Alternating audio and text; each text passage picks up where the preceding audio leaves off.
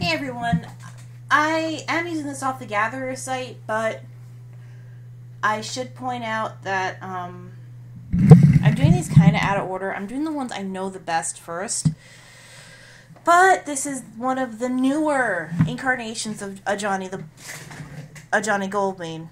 This is the example of same Planeswalker, different abilities kind of deal. He's actually cheaper. He's only 3 mana to white again, because he's the white one. There is one that is different colors, but I'll do him a little later. Again, he comes in with 4. But he's a little different. He's not a healer. He is a booster.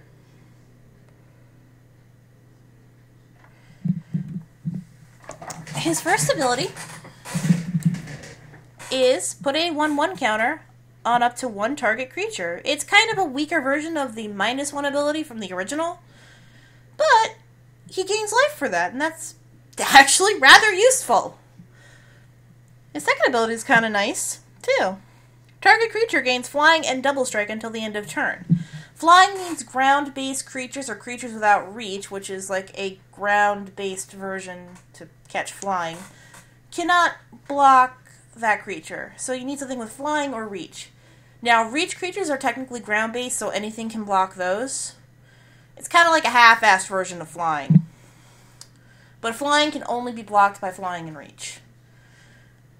So that's actually very good, because that means if your opponent doesn't have anything that can block flying, you can kind of run them over with that.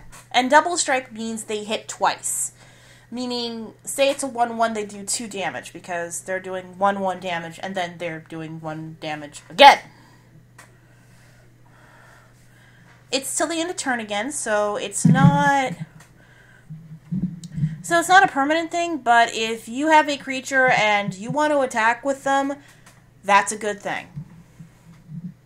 And the final one is, put X 2/2 white cat creature tokens onto the battlefield, where X is your life total. So if you're a healer and you're using this particular card, that could get bad. Tokens are creatures that poof when they die, but they're also known to overrun the field if in a proper deck. An example would be my Boros deck I mentioned in the first video. It is partly a token deck. I have gotten an army on the field. It gets scary. If you have 20 life, you get 20 2/2 creatures. If you boosted him enough where he has a little more after that, like you got him up to 8 and then you had him at 9 actually, and you boosted him back up to like 3 or 4, putting 1/1s on a couple of the cats, and then you did the 3/3, you could give one of your 3/3 if you've been boosting them, or make a really big cat. You could have one of your cats fly and hit the person twice, doing at least 4 damage. And it might be unblockable depending if the other person has a flyer or not, or a reacher or not. Now, this card is useful if you play hard, fast, and nasty. These are known as white weenie decks, and they can be fucking brutal. And if you combine white weenie with red, it hurts. Oh, it can hurt. That's kind of what the Boros thing I've been mentioning is a white-red deck where I'm basically beating the shit out of people. Ajani Call of the Pride is good for that, if you can get the nuke off. And boosting up creatures and giving them flying and double strike is also a very nice little thing. It's not my normal play style, but I like it. And the fact that he's cheap to play is good. And he has the same amount as before, so, you know, it takes a little longer to boost up the nuke. And the nuke is, in my personal opinion, better than the other one. So I kind of wish the Avatar creature one was on this one, and the cats were on the other one, but that's just me. But still, overall, a pretty good card.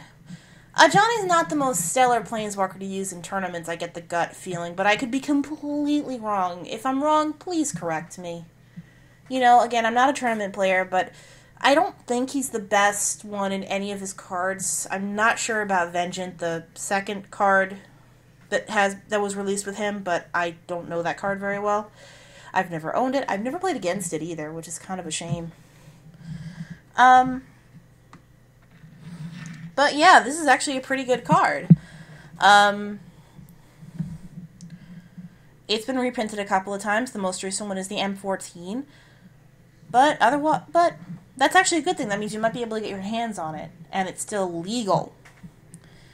But until next time, I will talk to you later. By the way, I'm pre-recording a lot of these, just so I can just go, okay, I got this one, dupe, that's up, that's up, that's up. So if you have suggestions, I may not get to them until later videos, but I want to pre-record a couple of these to kind of get them out there, just so you know. So, yeah, you'll probably figure this out 2 weeks from now, because this is the second one in the series. But I will talk to you later. Bye!